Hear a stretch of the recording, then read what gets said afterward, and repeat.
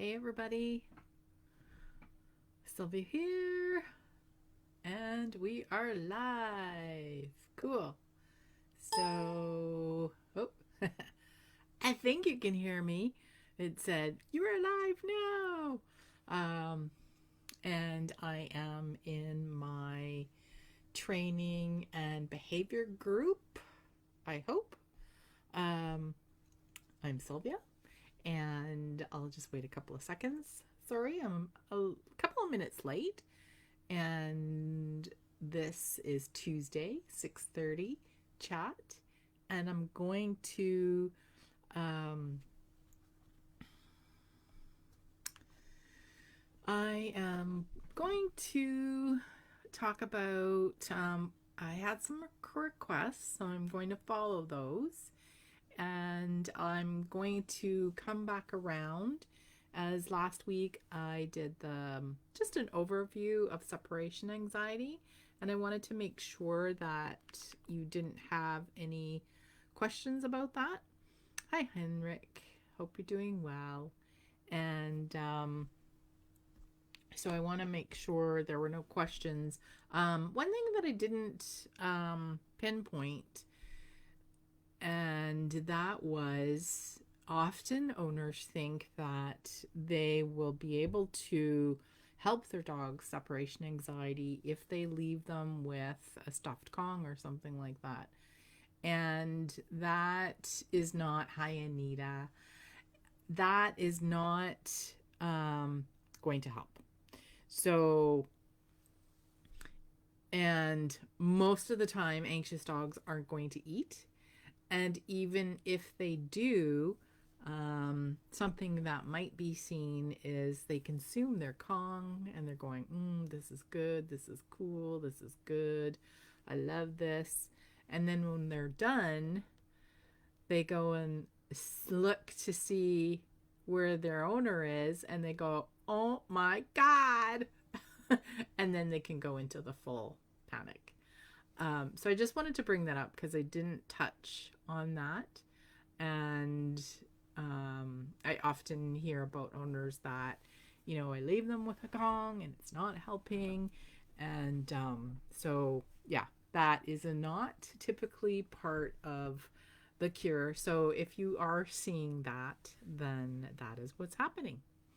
So, anyways, thank you for being here. And tonight I was going to go to my next topic, which was, I think the question actually was um, to talk about harnesses and sorry, I made a little note, so I just wanted to make sure I had the wording right. So it was about harnesses and collars to stop pulling. No, to correct pulling. Sorry. I wanted to use the person that requested this topic. So hopefully they are on here. Uh, this is a great topic. How much I've been waiting for this. Oh, cool, Henrik. I hope you're feeling good. Cool topic again. Yeah, I think every topic is really cool. And there is so much to think about. So I am not a trainer that looks at correcting behavior. I am the type of trainer that looks at building behavior or reinforcing behavior or changing behavior by teaching a new behavior. So I'm not going to tell you what's right or wrong for you and your dog. I will tell you how I work as a professional, and I try not to put a lot of emphasis on tools, although I won't say that I don't use some tools in some circumstances. And some people don't like to hear this, but so the more, the more we understand about behavior and understand about, you know, um, the sentient being and understand that It's always who we have in front of us. It depends. So if I'm looking at, a new dog that's learning, I'm going to look at perhaps some harnesses, and they can include a variety of them actually. I do like, for young dogs, harnesses that have what's considered 2 points of contact.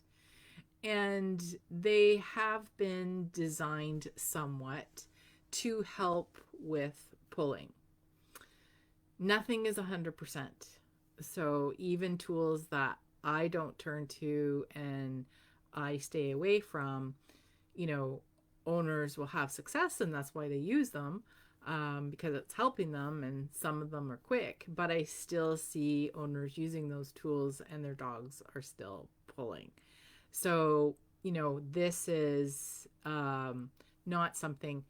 Well, I wasn't going to talk about leashes, but you asked, so I will.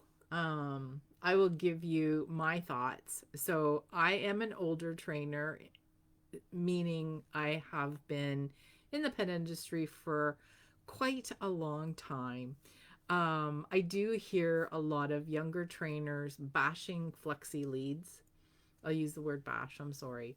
I do hear a lot of trainers, they are very absolute about, flexi leads, and that's okay. I do see a lot of owners, um, not get a really good handle on the mechanics of a flexi lead. I don't use them a lot, but I have used them and I have quite a few. I actually used to do a lot of dog walking for clients many, many years ago. And I had a heavy duty flexi lead that I used. And that was because my role when I was walking the dogs was to get them out, during a work day, letting the dogs actually enjoy a walk or enjoy sniffing. So if I felt that they needed a little bit more extension, I had that. I don't use them as much anymore. There are some circumstances that I still sometimes use them, and to be honest, if I have to think about it, I probably can't tell you when, but maybe once a year I might pull it out, and it just happens to be a situation and I pull it out. I use longer lines, so that way I can have a little bit more control. There's no tension. I would never, and I have never recommended a flexi lead for dogs who are already pullers, because we're just, or new dogs, young dogs, because we don't want them to learn, that tension is, is how they get to move forward. So pulling, dogs pulling is natural, because leashes are unnatural for dogs, really, when you think of it. And, so I like to caution owners when, how long a leads do you recommend? It's up to you. You want to be careful. Using a long lead is not always easy if you're not used to them. I typically, for my own dogs, I have smaller dogs, so I have some biothane lines that I really love. Um, I used to really love the Mondetas, but I still have them, but I don't use them as much because we do like to go to recreation areas. So the biothanes are just nice. They're a little bit lighter. They're easy to handle. They don't hurt if for whatever reason there's any kind of tension that happens. And I use 15-foot ones for my dogs. I think that's a really good, distance if you can't have your dogs off leash. I live in a country that has leash laws, so when I want to, give my dogs a little bit more freedom, 15 feet is enough for them. They don't need more than that. I have, I think I have some that I'm not sure how long they are. I have longer ones, and if you're doing, scent work, and that kind of stuff, search and rescue, Usually those handlers have much longer lines because they just need, they need that distance. Um, the line is there simply for safety. So, um, yeah, the flexi leads, like I say, I'm not going to tell somebody. I'm going to give owners the pros and cons and things to think about when they want to use that tool. So I do see owners use it with great success, and that's just fine. Um, you know, it just depends. Like I say, I have a few, and I actually have one that's got a webbing. So if I lock it and keep it loose, then it's kind of like a leash. I have the typical ones too, but anyways, I pretty much stick to my 6 foot and 15 foot lines when I have my dogs, and also when I'm working with clients. So sometimes dogs need that extra um, distance, and because they're just so interested in the environment, they really want to smell. And I've worked with owners and their dogs where just adding a longer line actually solves a lot of pulling problems, because that's just, that's what the dog wanted and needed. Something else to think about is sometimes our pace isn't as fast as some of our dogs, depending on their size and how long their legs are, etc. So I don't like to focus on tools for correcting behavior. Like I say, if we have a young dog, puppies, is it wrong to start on a collar? Not necessarily, but if I'm not sure if that dog is going to pull on the collar, I don't really want to have that pressure starting on their necks already. So I do definitely go to a harness um, for young dogs. And you really have to think that dogs don't really they're not really crazy about equipment if you watch them. And if you have a young dog, you want to be careful when you're putting equipment on and really watch their demeanor, because if you do it really quickly, for some dogs, it's just they just don't like it. Often I see dogs, I mean, they hate having things pulled over their head. And you can train that.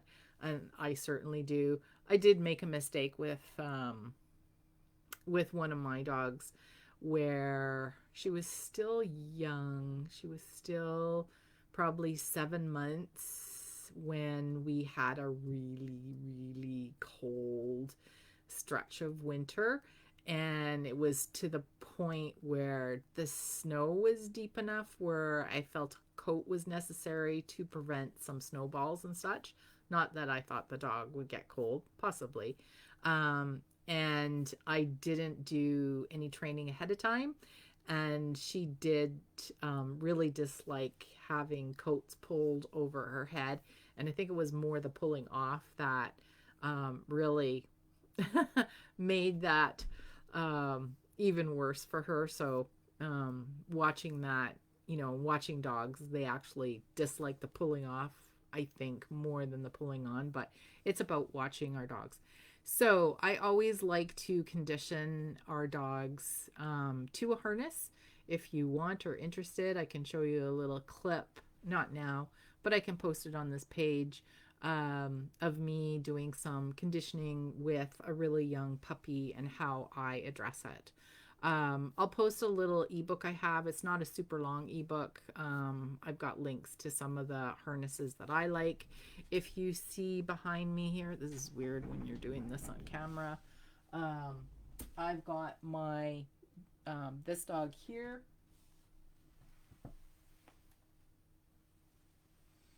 That is wearing a Freedom. It's called a Freedom no pull harness. And this is one that I have used. I have quite a few harnesses. And I like this one for my younger dogs when they're younger. It's got 2 points of contact. And this is nice if you have a dog that you just haven't, finished their loose leash training on, because it is a process of teaching them a loose leash.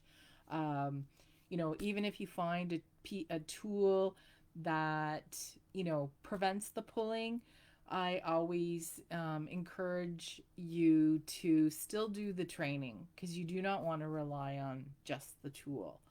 Okay, this is kind of helpful during the training process. So this is a really cool paisley one. I special ordered these. So if you're local to me, I have some in this really cool color.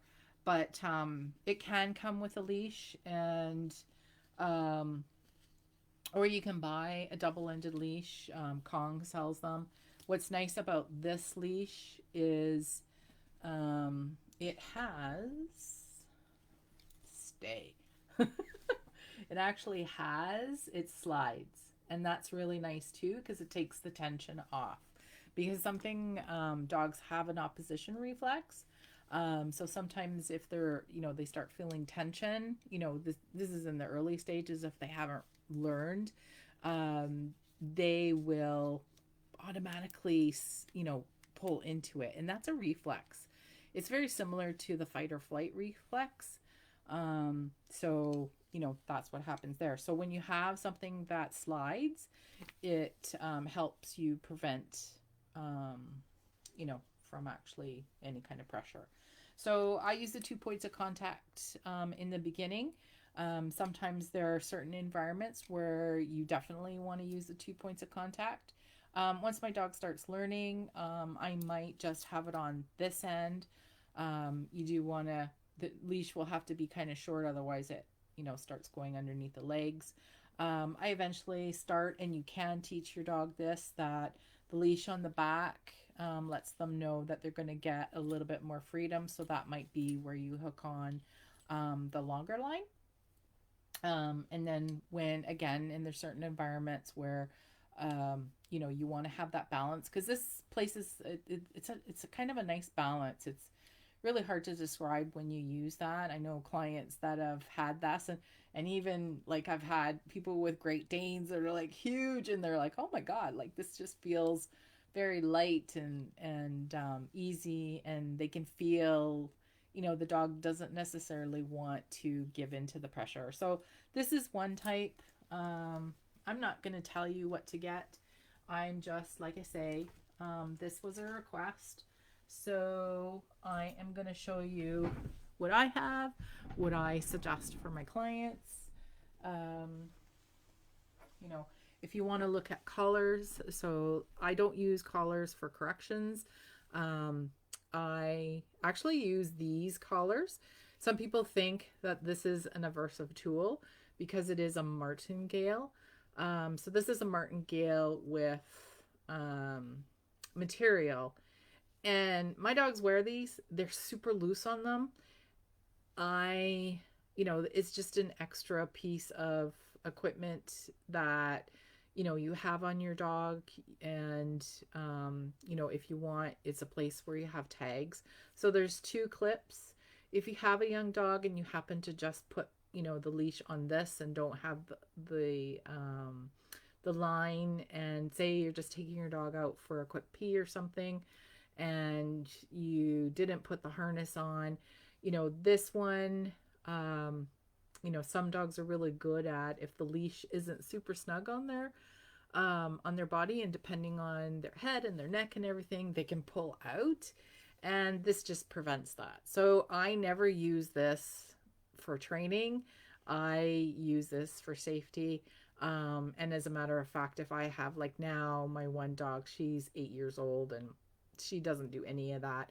If I don't put the harness on her, I will put the leash on this part, and the collar is like super loose. Like it's so loose on them because there's no clips on this. So this is so loose that I can just pull it over her head. So that's how I look at martingales. I've heard some trainers say, oh my God, that's an aversive tool. And it's like, it's not used that way. I've been using these for like forever and ever. It's hard to find the cloth ones, but there's a company in Montreal or Quebec that makes these Dabadoo. So I really love these. So I usually order a whole bunch from them. So they are nice for safety. And also when you think about, people, it is safety. So, even people who have kennels or shelters and stuff, like that is common to use because, you know, there's safety that's really required for dogs because they're scared and, you know, they want to pull away and um, they're unsure of where they are and such. So, um, oh, I forgot to bring my other one, but that's okay. This is another harness, and this is actually made in Canada. It's made out of recycled plastic. It doesn't feel like plastic, it feels like canvas. But so they use recycled material. There's 2 points of contact on this as well. So it goes over the head and clips under. So this is a T. It's not restrictive at all, so it doesn't typically rub anywhere. And it's actually got some metal on, which one of my dogs isn't crazy if the metal tings, so I put some electric tape on it. So this is just another example. So yeah. Again, 2 points of contact, which is really, really nice. And I have clients that really like it. This one has a handle, which I actually asked them to put it on because one of my dogs, you know, we have a pretty big SUV. So he puts his front feet on the side rails and then we have a little game. Ready? And 1, 2, 3 and hop. And he knows I help him go up there. So let's see. And this one is really, really nice. You can't really find this in stores. Like this one was Jetta Jacks, the green made out of recycled plastics. It's made in Canada, here in Ontario. They'll ship anywhere, and they actually will give dog trainers discounts if there's any dog trainers on this call. But you can order online, and they're really great to deal with. And then there's the T-Touch, which is awesome. You can find ttouch.ca or ttouch.com. There's an extra feature, which is really nice. So if your dog really has an issue with things coming over their head, it's got an extra clip of going around the neck, which is awesome. And it actually has 3 points of contact on this one, depending. So there's 2 up here and 1 here. And T-Touch makes an extra, oh, here it is, makes another feature you saw on the Freedom Balance leash that the top part slid. T-Touch actually makes, this is a coupler, so this looks like a coupler where you would attach 2 dogs, but this is actually meant for the 2 points of contact. And then you attach the leash, and then again you're able to slide and use less pressure. And I think, Anita, you've used this a lot and it's really helped you with Spraggan, I believe. I don't know if you still use it. And no, T-Touch is not on Amazon, unfortunately, Henrik. So you should be able to find a T-Touch store, I know for sure, in the UK, and T-Touch Canada, T-Touch USA. I'm pretty sure there's T-Touch UK, Anita. You can help me more on that because I know you're in the UK. And so she says, so there is a source, and I can post the link. I think there's a company that will send you, and I can always provide the link, Henrik, if that's something that you're interested in. Because they usually come from, okay, Anita's going to check the link because she's familiar with the person that sells that. I can't think of them off the top of my head. And so there is that. And I was going to show you another one. I'm going to disappear for a second.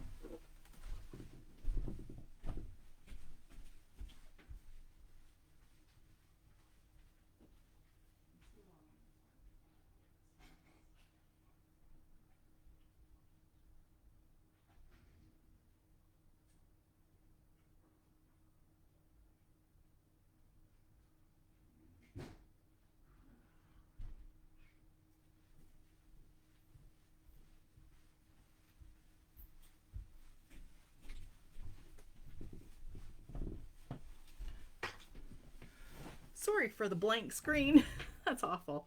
Um, yeah, so this is a different kind of harness.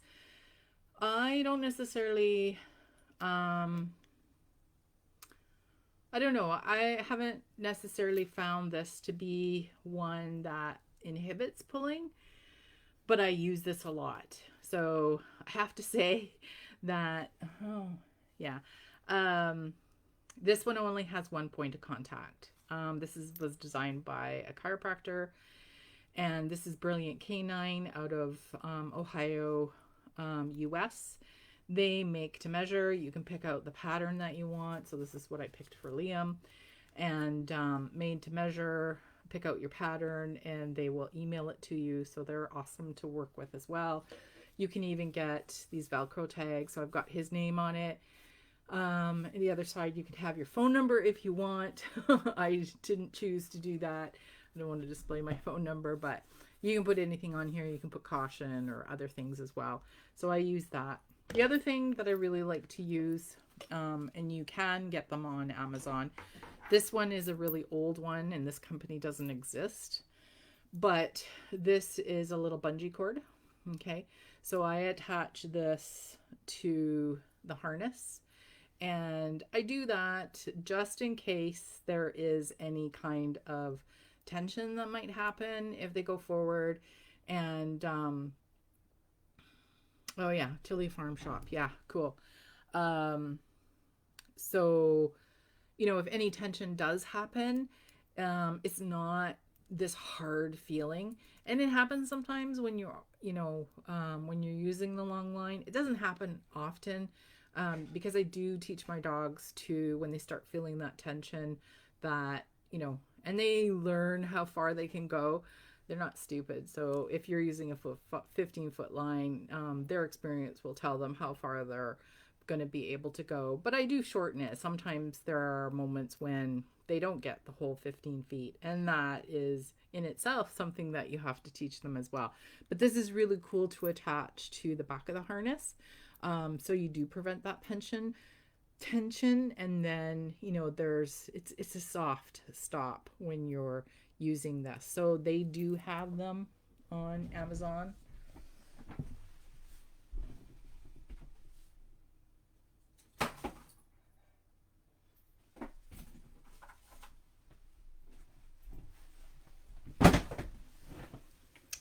So this is the one off of Amazon. This is Snaggle Paw. So this is a larger dog. You do want to have something size appropriate, and I think they have for small dogs as well. So that's something to consider. I know some of my training friends, they use this when they're using a longer line, because it just helps with, if there is a sudden stop, it's not placing, that abruptness on the dog, and it's a lot softer. So, and sometimes dogs will, when they feel that bungee, and it's like, oh, okay. So these are just, they're meant as safety tools. All right. And, there is occasion, and I know there's some trainers who are totally against head halters. And I actually know, or used to know, the inventors of the head halters, the ones that were made in Canada and the United States anyway. They were all veterinary behaviorists, and so I have gotten quite a bit of information from them. It's not my go-to at all. Some owners like to start their dog on it, and again, I'm not going to tell them what to use if they feel comfortable. I always encourage owners to condition the equipment to be something positive, and head harnesses can help. I will suggest a head harness to a client who, for safety reasons. So if I'm working with a client who might have some slight mobility issues, and this is one of the few pieces of equipment that will help with that, because it is very hard for dogs to pull. This is not a piece of equipment that you ever want to attach a long line to. This is always for a very short leash.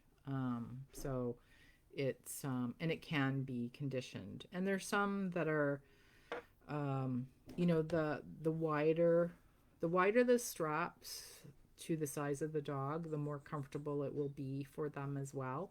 I believe Jetta Jacks, from that one harness, they've started making some head harnesses with really wide bands, but that's something that you want to look at. Some people have actually put some padding on this part if they've needed it. Like I say, it's not my go-to, but it is definitely in my toolbox, and I'm never going to say an absolute no, just because it's safety. I'd rather go to this than something that's a little bit harsher, and I can attach my leash to this, and I can still have a harness on the dog and have another leash attached to that for extra safety. Um, this, I mean, I used to, I used to work in shelters, and there were some dogs, for safety. Um, they had to use this because some were, depending on their where they came from, just to start until you could train them. This was a go-to for what we called jumpy mouthy dogs. But yeah, thanks, Anita. That's great. So that's definitely your source, Heinrich, for where you live. And yeah, so these are some of the tools that I use. If you have any questions, you can certainly let me know.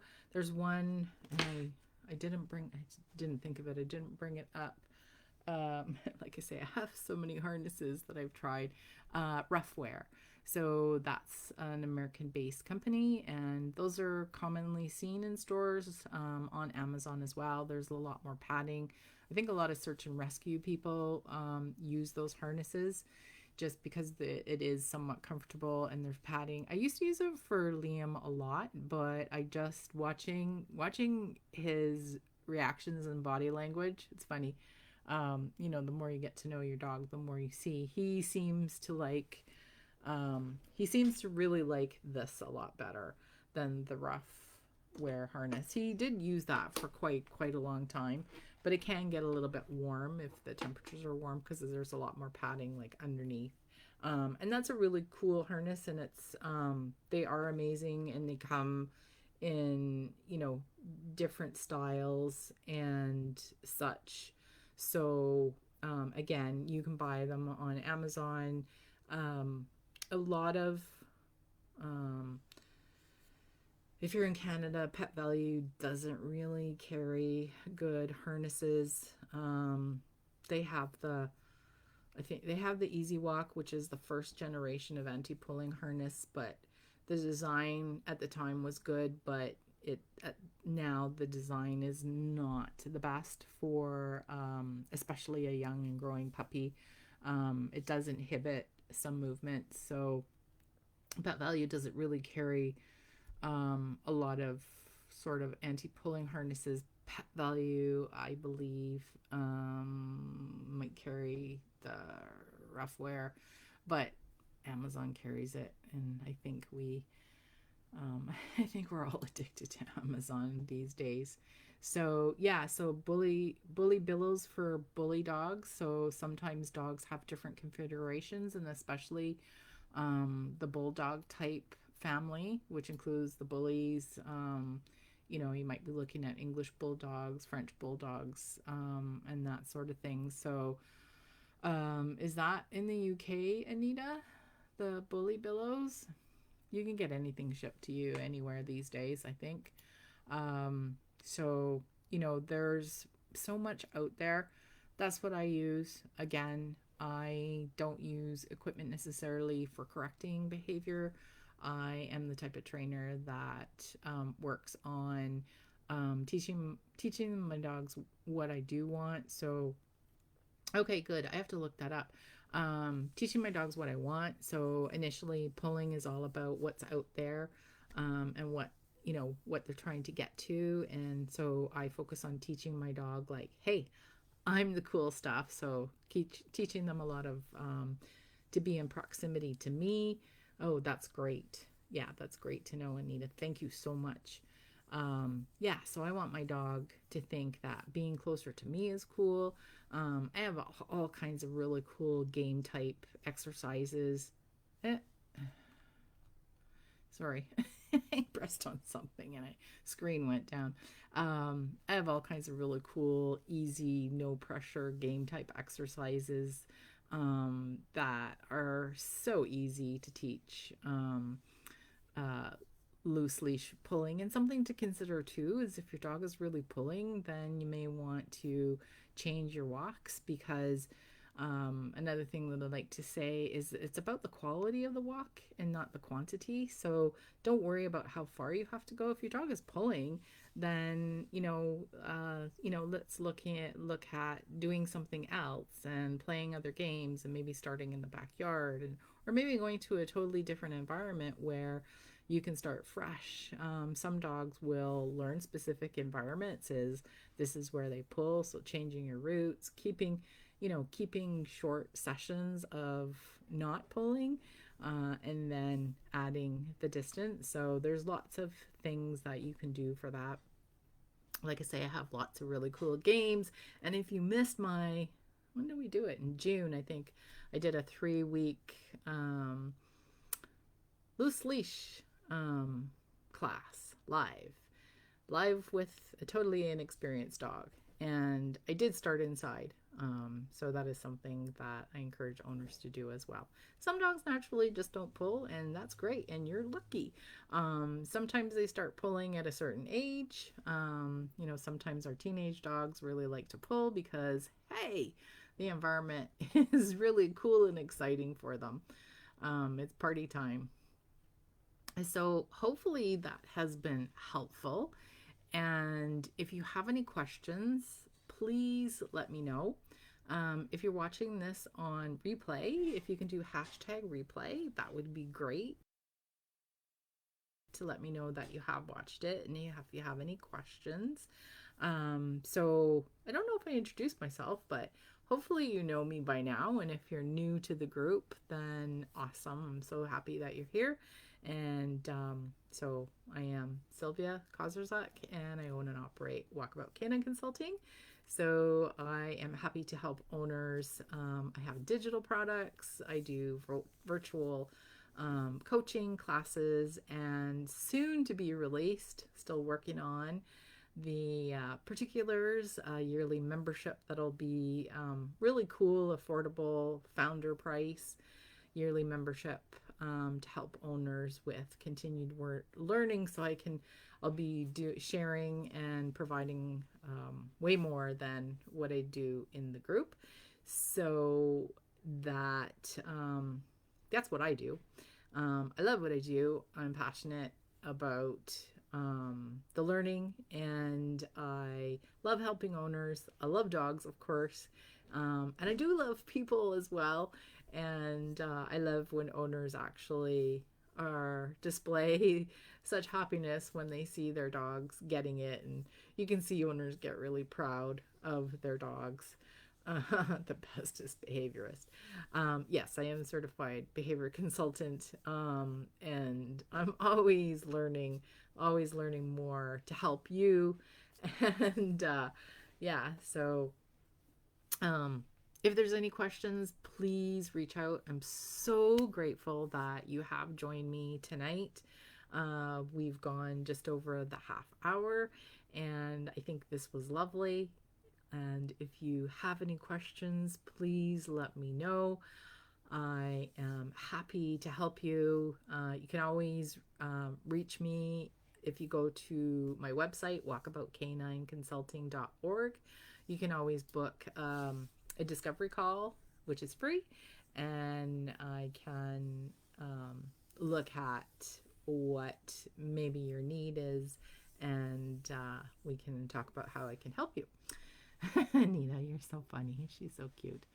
So anyways, so I'm going to let you go. I'm going to let Nina go to bed, and Heinrich, I think Heinrich is even an hour later than Anita. So, such cool friends and fellow dog lovers to be on here with me. So, everybody